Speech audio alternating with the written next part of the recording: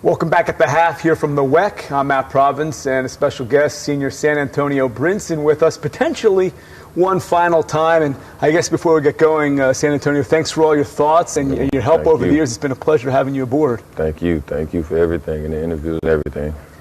Well, another big 2 games minimum here at the WEC. And for starters, you get a chance to play on a quasi-senior day, if you would call it, in front of your family. What's that going to mean to have them here watching you?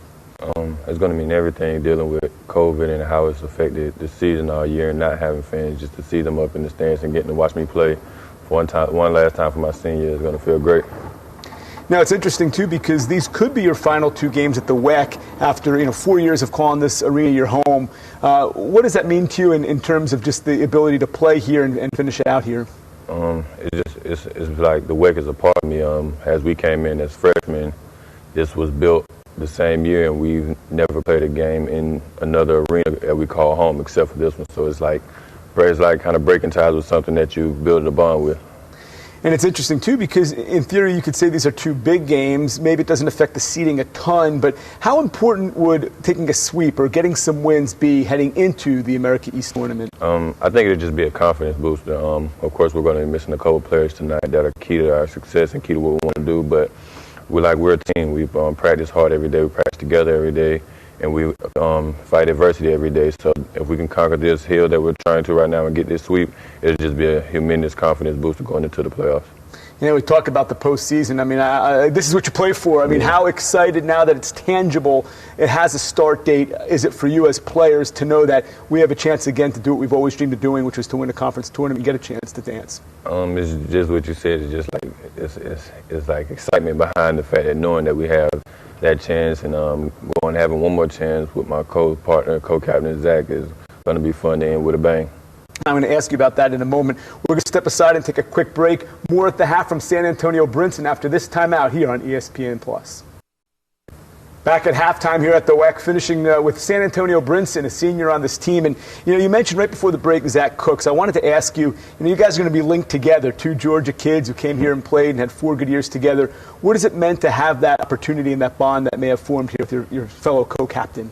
It's really it's been amazing. It's almost unbelievable to expect that for our past playing AAU together, playing travel ball together, and to end up coming back and meeting again and playing at this level and seeing what we were able to do at this level is just amazing. You kind of that's something you really write a book about. It's been awesome. Now let's go back a little bit into the annals of your memories playing in this league and playing in the leagues that you've been with.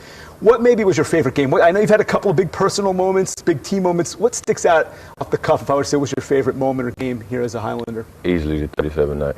Easily. It just, when you get in the zone like that and to see my teammates hyping me up, the coaches, my family in the stands, it just, that zone and that feeling I had at that moment is by far going to be one of the most impressive, intriguing, interesting feelings I ever felt. I think I've never felt that before. And for those who don't know, he set a school record scoring 37 in an upset down at University of North Florida.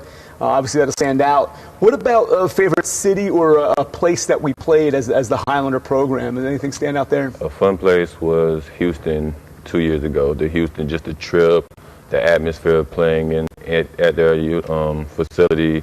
That was probably one of the best atmospheres I feel we played in a while. Yeah, they were nationally ranked at the time. Yep. And I go back to the first time you took the floor as a Highlander. It was at the Prudential Center against another national powerhouse, if you will, in Seton Hall. You were able to log your first minutes and your first field goal in that game. I know it must be a blur, but what are your memories of that first time stepping out there? That right there was it was kind of a shocker coming off that was my first actual college game.